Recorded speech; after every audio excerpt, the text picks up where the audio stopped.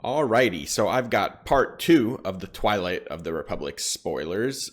This week's a little smaller than last week. We got about 30 cards to get through. It's a pretty interesting week. Got a lot of cards to feature exploit payoffs, exploit enablers. So quite interesting. I'm very interested in that mechanic in general for set 3. Before I get going, if you haven't subscribed yet, please do so. It helps out a ton. Also, go check out the Patreon that I have if you're interested in like a bunch of deck lists, and some other things as well are up there. All right, so let's get to it. I'm going to start this time with the 2 leaders that came out this week, so we get kind of a idea of some of the other cards that are going to be revealed. In general, FFG does kind of reveal cards that are associated with the leader, at least in part, during the week.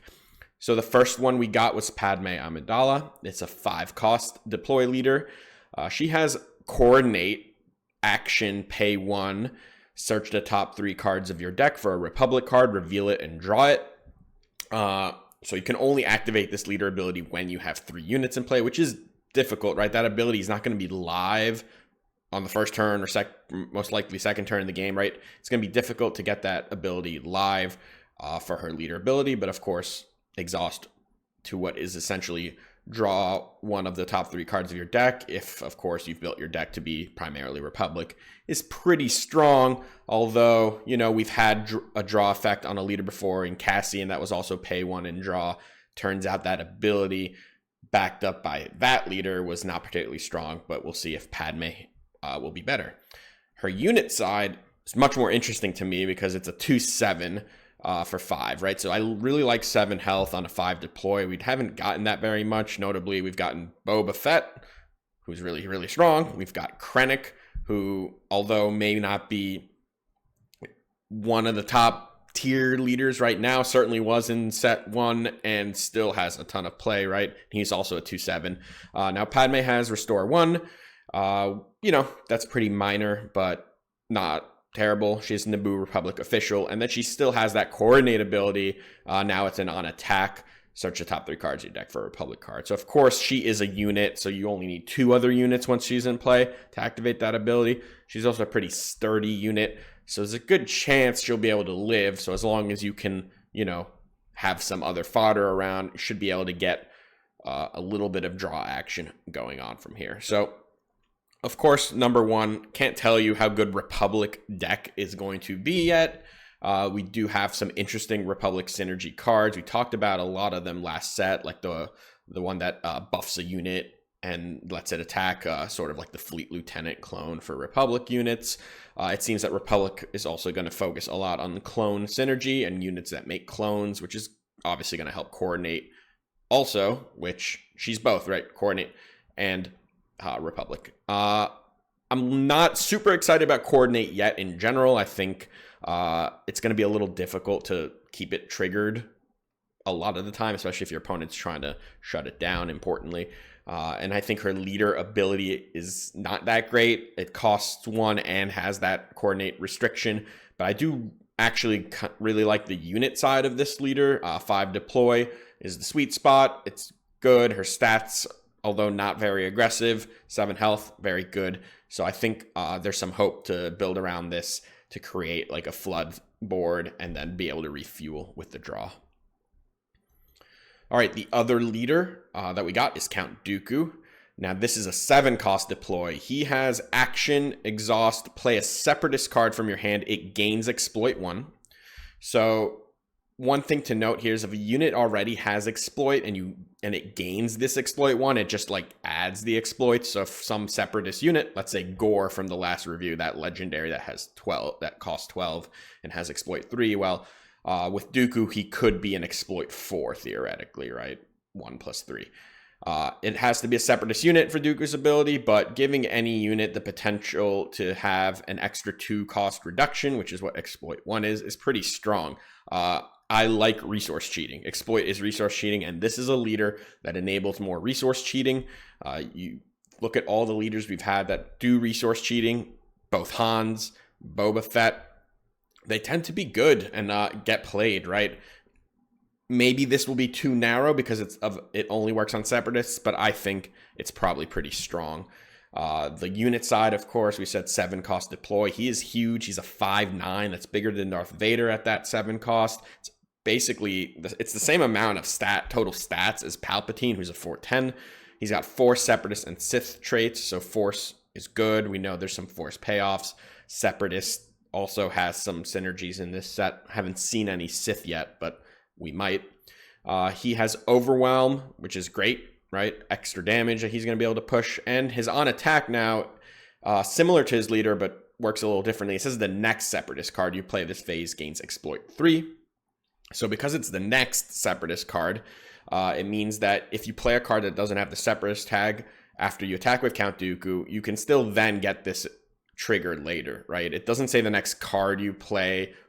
It just says the next Separatist card, right? So you can do something, for instance, like a timely intervention, which will then give the next card ambush, and that next card can be a Separatist card, and that card could get exploit 3. Timely intervention in general works pretty well with exploit because you can still cheat those units out and then give them ambush. So even though you're paying 1 for the timely intervention, you're reducing the cost of those units with exploit. So basically, I said it. I think a leader that his main thing is resource cheating is strong just innately.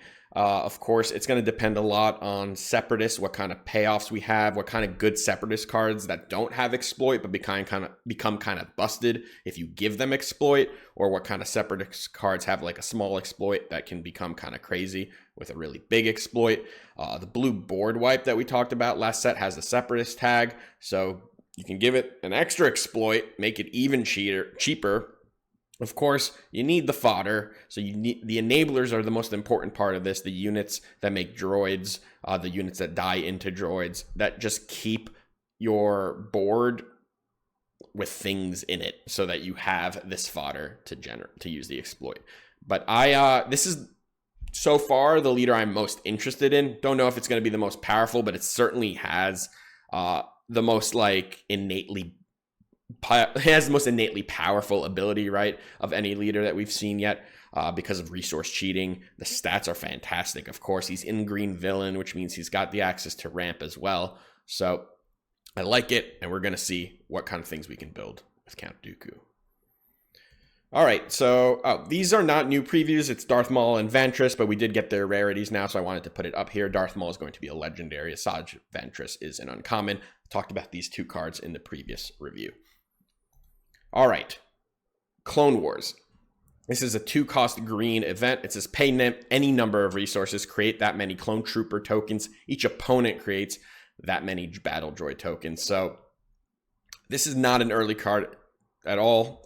If, like, for instance, you pay 4 for this, it means you can get 2 clones and your opponent gets 2 battle droids. That's awful. That wouldn't even be good if your opponent didn't get 2 battle droids, paying 4 to get 2 2/2s.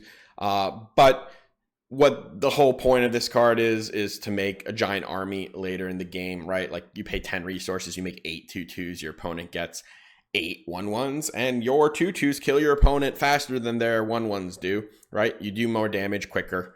It does seem like just a giant resource sink. I think about it a little bit as like a different kind of Endless Legions, like the 14 cost double green card. That's just like, I play this and try to win the game instantly.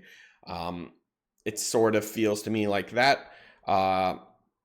Whether or not it's going to be good, I'm a little low on this to start. I think it seems like it might be like a sideboardy thing for like really grindy matchups. Once you have so many of these droids out, now specifically the number of droids that you get out, or clones, excuse me. I don't know exactly how many it's going to need to be like good enough. But if your opponent's not playing like board wiping removal and is not pressuring you, then putting a ton of units in play that they just like can't trade with, right? It takes so many actions to kill any of these clones with the droids that you're giving them. So the droids end up being kind of meaningless in any kind of like racing or board control situation once there's a ton of this stuff around. So it's not a hopeless card. I think it'll be pretty niche, but there are some situations where I think it could be interesting. Soulless One is a 1-cost Villain Cunning Space unit. It's a 1/2 Separatist vehicle fighter and has on attack, you may exhaust a friendly droid unit or General Grievous. If you do, this unit gets +2/+0 for this attack. So of course, with the General Grievous leader, this is a 1 cost that can attack as a 3/2 in space. It's a pretty aggressive unit, right? Because it's only 3 power when it attacks. So it's not really defending well, but at 1 cost, that is pretty powerful. I think without General Grievous, probably you wouldn't be playing this, although maybe if droids are so common, but you do have to exhaust them, and I'd much rather just, exhaust the leader and get your 3 damage in. So in an aggro-y Grievous deck, this has potential for sure, because 1 cost 3/2 in space. It's a little bit of A-wingy to me. Relentless Rocket Droid is a 4-cost aggression unit. It's a 3/5 Separatist droid trooper. It says, while you control another trooper unit, this gets +2/+0. So, with the claws, it's a 5/5 for 4, which is fine. This is mostly a draft card because it's just too conditional, and the upside here is not good enough. Sabine Ren. So we've got another Sabine unit coming out. This is a 4-cost Cunning Heroism unit. It's a 4/4 Fringe Mandalorian Spectre. So it's also another Spectre if you're interested in Hera. It says, while this unit is exhausted, she can't be attacked unless she gains Sentinel. So that's a really interesting ability. Of course, they can attack it before you attack with it. So there are obviously, it's not like invincible all the time. And it also has an on-attack trigger. You may discard a card from your deck. It's going to be the top card of your deck. If it doesn't share an aspect with your base, deal 2 damage to a ground unit. So, of course, if that ability is similar to like Queel's ability, right? You want your base actually, it's kind of the opposite of Queel's. Queel draws cards based on the base, and you want things not matching with the base in this case.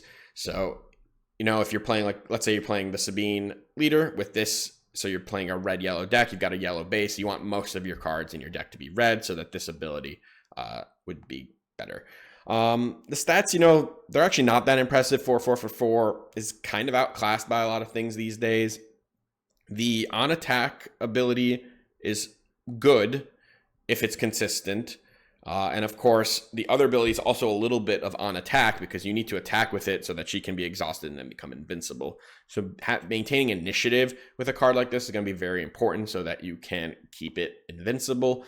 Overall, I actually don't think this card is amazing. I just think because it is kind of aggressive-y in nature, it needs to be attacking a lot. The 2 damage to a ground unit, I don't know, even if it's incredibly consistent, sometimes also just won't be amazing. And yeah, 4/4 at this point is not an impressive stat line. I think K2, the unit kind of overcomes that because of how good the death trigger is on it, and it has overwhelm as well, so it just pushes damage so well. It's a good energy conversion lab unit, and it wants to die in a sense. But here, I don't know how easy it's going to be to maintain initiative, and how and on top of that, the 4/4 just doesn't scream giant value to me. But it's definitely not a bad card, and it definitely could see some constructed play. I don't think it's has no hope for constructed. It's just not yet that appealing to me. All right, next is another 4-cost 4/4. This time it's heavy. It's a red unit. Republic Clone Trooper, has Coordinate, Raid 2, and when defeated, deal 1 damage to each enemy ground unit. So with Coordinate, this attacks as a 6/4, which obviously is ginormous, but again, it still is a 4/4 at baseline and on the defense. But I do like this when defeated trigger a little bit, because, it's probably going to die. So it kind of does 5 damage to whatever attacks it. So because it does 4 and then that extra 1. So it's no longer Bosk, for instance, ambushing this also would die. So it's more like a 5/4 on defense if you think about it that way, which is cool. If the Coordinate's on a lot, I like it there too. I think this card is fine though, just mostly just fine. I think likely there will be better 4-drops to play in red decks, but it's on that borderline. All right, Captain Typho is a 3-cost hero vigilance unit. It's a 2/4 Naboo Republic trooper. It says when played and on attack, give a unit Sentinel for this phase. So, you know, it can come down, give itself Sentinel or something else. Of course, if it attacks, it can do that again. The stats to me are just not good enough overall to really warrant that cost. I think 2/4 is just not good enough, I don't think. I do like being able to give anything Sentinel, right? You can like throw Sentinel on something in space, or later in the game you have a bigger unit, you can play this, get that bigger unit Sentinel. But overall, I don't know if that ability is going to be good enough to carry the poor stat line. All right, next is 500 First Liberator. It's a 3-cost green unit. 3/3 Republic Clone Trooper. Says when played, if you control another Republic unit, you may heal 3 damage from your base. I kind of like this. You know, I don't know yet exactly how common it's going to be to have Republic units in play, but it looks like Republic is the idea behind it is swarm. It's going to have the clones. It's going to go wide, so you should be able to pretty easily get this ability. And when you do, I think 3-cost 3/3 heal 3 is quite solid, actually. I like the burst heal that you can get from this better than like overtime heals that you see from some other green cards like Yularen or Consortium Star Viper. So this just gives it to you up front. 3/3 for 3 is not a great stat line, but if we also get some more buffs for clones or Republics and Trooper, right? Like all these tags seem to be getting supported in some way that I think this actually could be a decent fill-in card against like aggressive decks because of that burst heal. All right, next is Tranquility. It's a 7-cost heroism space unit. It's a 7/6 Republic vehicle capital ship. It says when played, you may return a Republic unit from your discard pile to your hand. On attack, each of the next 3 Republic cards you play this phase cost 1 less. All right, so 7-cost 7/6. What does it do when it comes into play? It draws you a card from your discard pile. I mostly don't think that's good enough at 7 cost. I think this is not impacting the board enough. The stats are fine. The on-attack ability could be really good depending on how impactful, like being able to play like 3 cards in 1 turn. Usually those cards you're playing are probably going to be pretty small in general. Of course, if you get an attack off with this, you can really go off. But my issue is just 7 cost do nothing, or very close to 7 cost do nothing. You do not affect the board very well with this. You're just drawing a card. You compare, I mean, home 1 costs 1 more, but you look at that card brings a unit into play, which could immediately affect the board if it has something like ambush or buffs something. The home 1 also gives all your units restore, which gives you like play that turn potentially, or some healing that turn. And here, for 7 cost, you're basically getting nothing that turn, right? You're getting an exhausted 7/6. I think in most board situations, that's just not going to cut it. So even though the on-attack's pretty strong, I'm not loving this as like a top end for heroism decks. All right, this is a really exciting one. It's a new rare base. So we saw the first one last time, the yellow one. Now we've got the green one. It's Droid Manufacturing, and this has 24 health. So we're actually even lower than the 25 that we got from the base set. And it says when you deploy a leader, create 2 battle droid tokens. That's kind of nuts, actually. Now, the base health 24, I mean, that's not good. You don't want to have 24 health.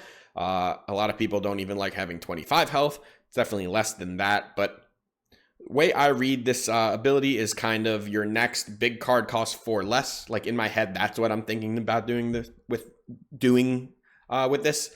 Getting 2 battle droid tokens means you can exploit them. So you can play something really enormous the turn you deploy your leader, because you're getting 2 units, actually getting 3 units with your leader if you want to exploit off your leader. But in general, this ability, like, no matter how you slice it, this ability is really, really strong. Like, getting 2 free units into play in a set that uses units that cost reduce big cards is really, really powerful.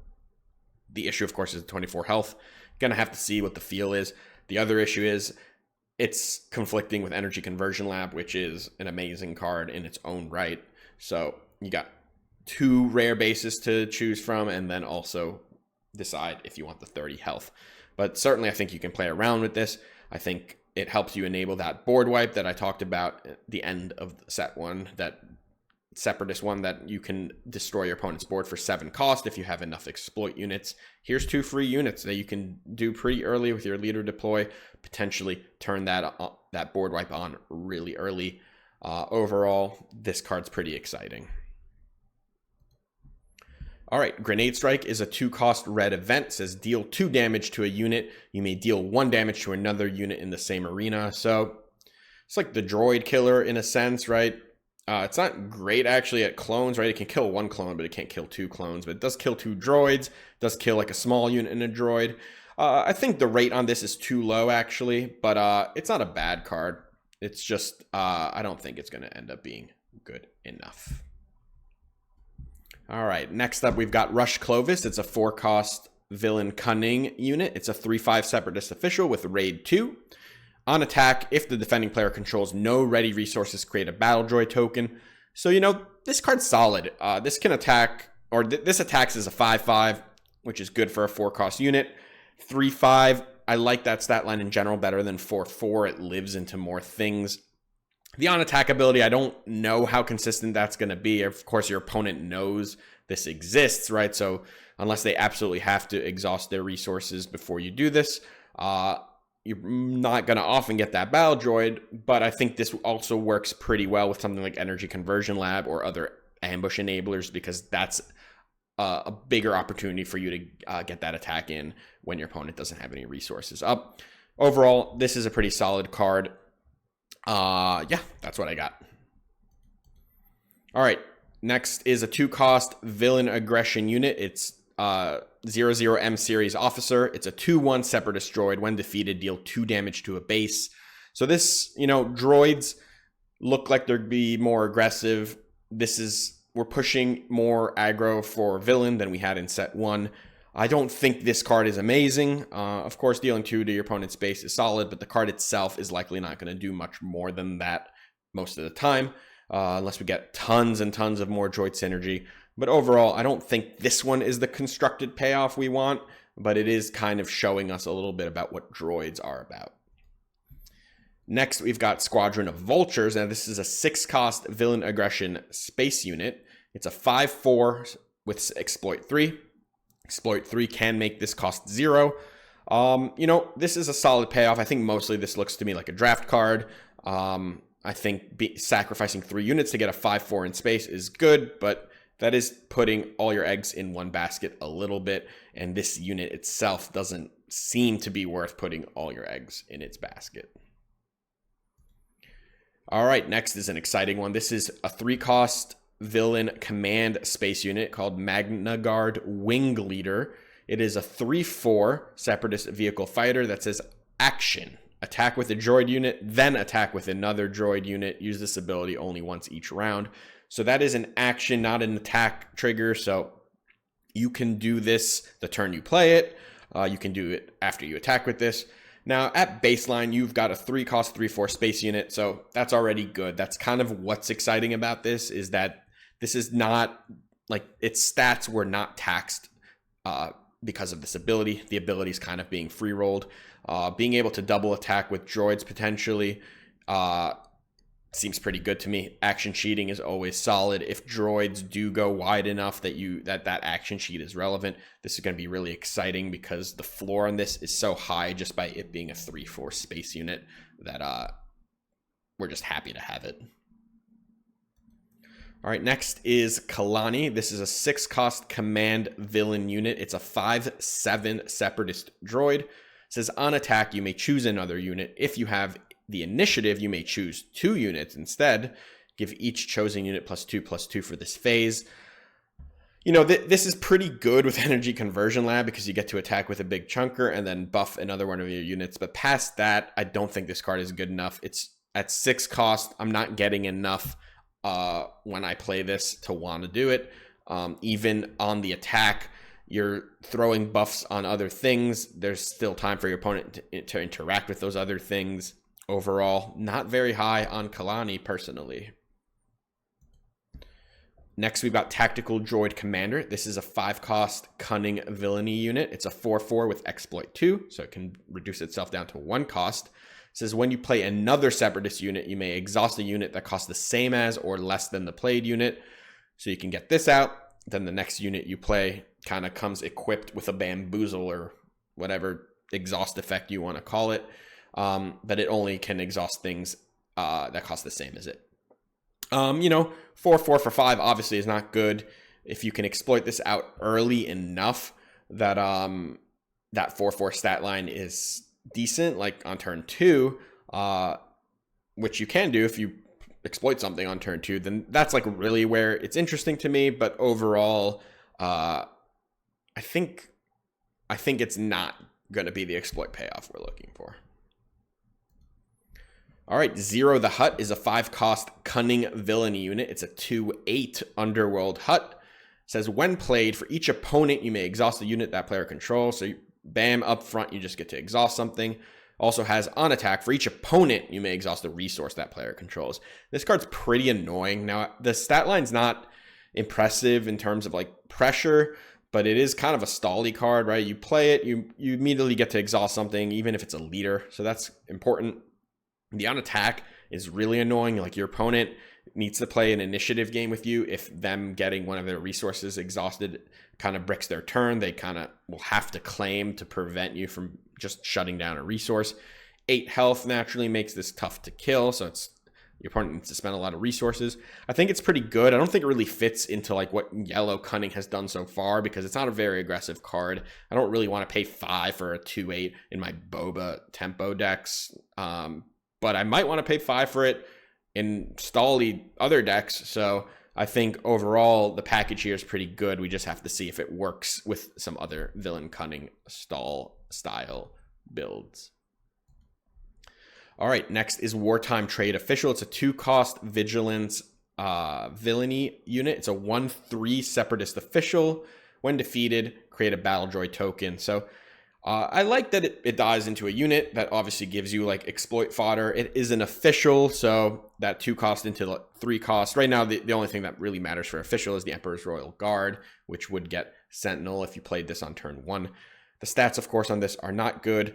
The when defeated effect is good, so it depends on, of course, how much exploiting you want to do, because the units you're getting out of this are not actually going to trade with anything your opponent does. Even with the droid, you're only getting 2 power out of this unit. So this is not here to like help stem bleeding or help combat aggro. This is here to help enable exploit, because you can, sacrifice this, then sacrifice the next thing, and you can keep that chain going. So an exploit enabler, maybe a weaker one than we'd like, and we hope we see some better ones.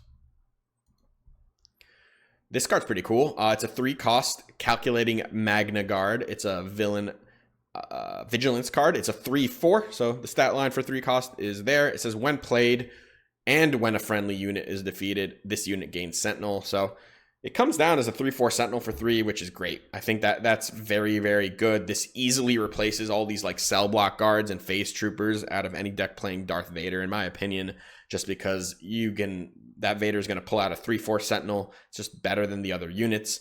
And then that Sentinel chain actually can keep going, right? If they don't kill this, if they have a better threat to kill, like the Vader that came the turn before, then this gets Sentinel again, right? Like it's not a one-shot deal for it. I think this card is quite powerful. It's blue, which is nice because, of course, being heavy in blue helps something like Lieutenant Charlton. So I like this card. Separatist droid traits, they may come up too. All right, Wartime Profiteering is a 1-cost event. It's a Villain Cunning event. It says look at cards from the top of your deck equal to the number of units that were defeated this phase. Draw 1 and put the others on the bottom of your deck in a random order. So there's a big issue with this card. It was confirmed, at least on the stream that they revealed it, that if no units have died this turn, you actually just don't even draw a card from this. Which makes the floor on this card really, really bad, unfortunately. The ceiling, when a few units die and you get some selection, that's nice. I don't know if this is like enough better than cards that exist already, like Recruit or Commission. I think, in fact, it's probably a good deal worse than those, even though it doesn't have any restrictions in what you can draw. It's very rarely going to dig very deep. I think the idea here is maybe that you exploit a bunch of your own units and then you pay one to like look at a bunch of the top of your cards and find something cool, which is nice. I don't think this card is consistent enough, especially because you can't even pay one just to cycle it and draw a new card. Something has to die before you can ever even do anything with this. All right, next is On Top of Things. This is a 2-cost Cunning upgrade. It also is a trick, but I don't think that matters because Jabba the Hutt can't even get non-events. So the trick part, at least currently, is not that relevant. It gives the unit +2/+0 and says when played, attached unit can't be attacked this phase. That's a nice ability. This reminds me a lot of Jetpack. I think overall I like Jetpack more for 2 reasons. Of course, the smuggle is a huge upside, and also the shield means that the unit can't get one shot by something like an open fire or other events that deal damage. But where this is better, of course, is that it can be attached to vehicles, which Jetpack can't. So on something like TIE Phantom, that's pretty good.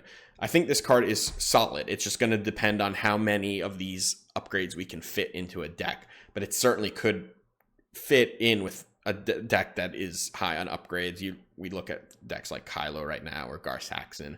These decks want a lot of these cheap upgrades to push damage, and this certainly most of the time helps you push a bunch of damage because the unit you're playing on is hopefully going to be invincible for the rest of the turn, and then if you play your initiative right, you might even get a second attack off of it the next turn. It's a good card.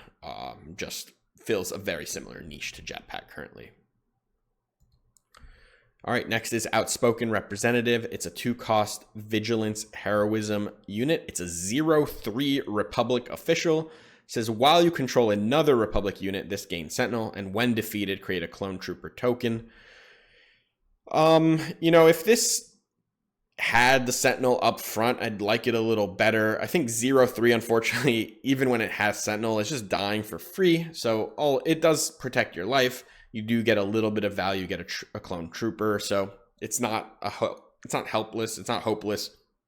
It does some stuff that you like, especially if you have ways to utilize these clones or this extra fodder. Now, it's usually not going to be exploit for the heroism decks, but it will be ideally going wide and enabling coordinate. So this can help keep some stuff in play for you. I'm not like super high on it. I don't think it's that bad. All right, next is the Invisible Hand. This is just a villainy card, no other aspect. It's 8 cost. It's a 4/7 Separatist Vehicle Capital Ship Space unit. When played, create 4 Battle Droid tokens, and then on attack, exhaust any number of friendly Separatist units. All those droids are Separatists, by the way.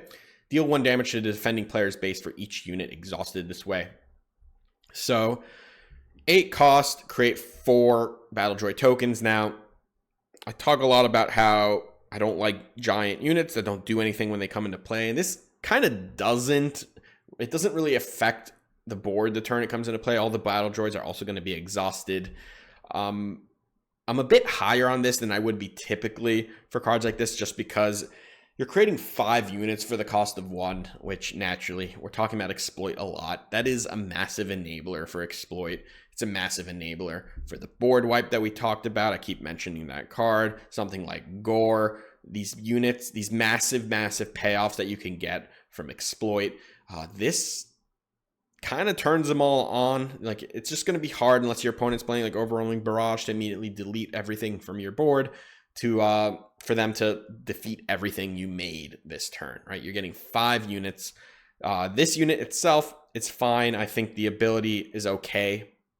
I don't really like this as like an 8 cost 4 power unit that you're like going aggro with. You like attack with it and exhaust all your units and like deal more damage. Like, that's some upside. Of course, you can attack with this, do that, and then exploit all those droids that you exhausted afterwards. But mostly what I'm looking at here is this is like, you do this, hopefully survive until your next turn, and then bam. Also, this is pretty good with Dooku. Dooku can give this itself exploit, right? So you can play this for 6 off of Dooku, which is nice. And that's before you even flip him. On the flip turn, you can give this exploit 3, so you can play it for even cheaper. but ideally you play this for 6, which curves really nicely into 7, where you can play something where you get your Dooku turn. You can play something like Gore. You can play something like the blue board wipe that exploits for 4. So overall, this card looks like a decent enabler for a lot of exploit. It is still very expensive and doesn't really help stabilize the turn you play it. If that's its shortcoming, and it might be too much of an issue for it to overcome, but I think because, especially with Dooku, I think it'll probably be pretty solid because it can come down a lot earlier than 8 resources. All right, next is Droid Commando. It's a 3-cost command villainy unit. It's a 4/3 Separatist Droid Trooper. Says while you control another Separatist unit, this unit gains ambush. 4/3 ambush for 3 is solid. It's not incredible, but it is pretty good. I don't know how easy it'll be to get Separatists in play, but I think it looks like it's going to be pretty easy because of all the droids. So overall, looks like a solid card. And we've got Vanguard Droid Bomber. This is a 2-cost aggression space unit. It's a 2/2 Separatist Droid Vehicle Fighter. When played, if you control another Separatist unit, deal 2 damage to an enemy base. So also probably won't be too hard to trigger, although this is a 2-cost unit, so it's not really a turn 1 play because of that ability, but then it's not really a great turn 2 play because its stats are bad. So that's where like these 2 costs that you don't want to play on turn 1, that's where they like usually fall short. There's a lot of these cards in the current game that you're like, oh, I wish I could play them on turn 1, but they're just bad on turn 1 because none of their abilities work. I think this is mostly in that camp. I don't think you're going to be so happy with this for that 2 damage later in the game. Although there might be a critical mass of like direct base damage in these droid Separatist aggro decks. We saw another droid earlier that dies and deals 2 damage. That maybe it's just doesn't so much matter that the rate on this isn't great. It's just we're getting so much incremental base damage that you're just going to want it for that. All right, next is a cool one. This is 1 cost. I have the high ground. It's an event in Vigilance. It says choose a friendly unit. Each enemy unit gets -4, -0 while attacking that unit this phase.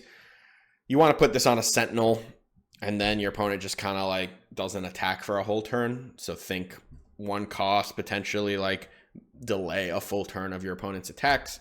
It is a very situational card. Of course, if they have ways to get around the unit that you played this on, either through removal, or if it's a Sentinel through something like Saboteur or Bounce.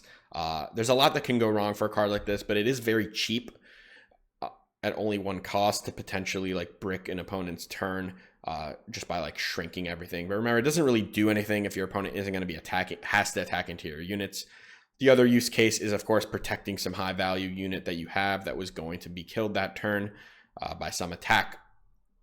Think like if your opponent's on their like Maul or Vader turn, you can play this first on whatever unit that you think they're going to ambush into, and bam, they can't really do that play anymore.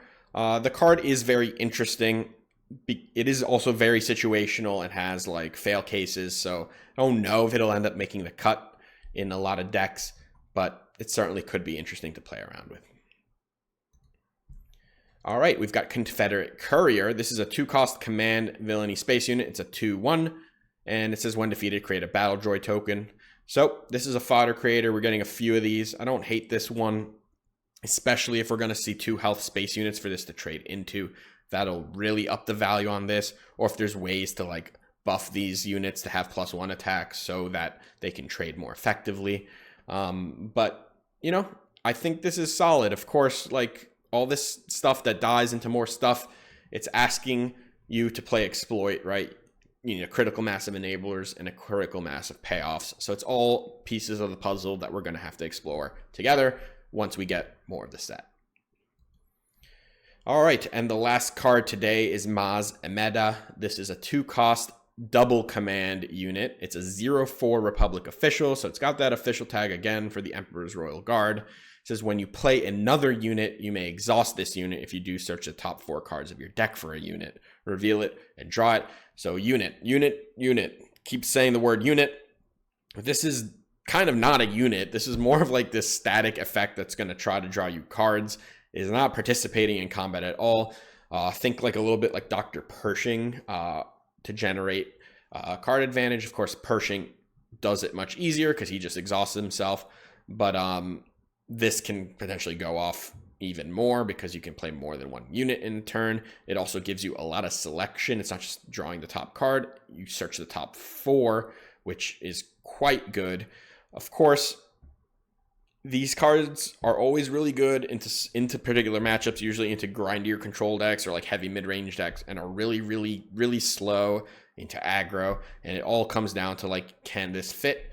Even something like Pershing currently, it only sees a little bit of play because it's really hard to justify it when so much of the format is like Sabine and Boba aggro, right? So you're going to have to see like, can we play this? Like, is it eating up too much of our early game space in our deck so that we are losing too much equity into aggressive decks? Of course, double command makes this very narrow, but double command looks to be like a unit flood deck right now. There's a lot of double command units that in general are talking about either like making more units or sacrificing units or like drawing cards when units die. So you're going to want to chain a bunch of units in double command, it looks like. And of course, it having an official works nicely with Palpatine and the Emperor's Royal Guard.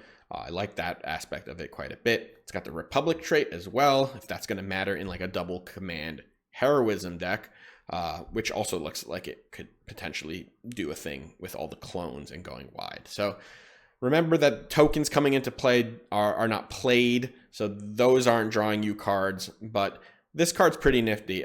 It's quite an interesting card. It's just going to really be good in particular matchups. It's probably not going to be good all the time.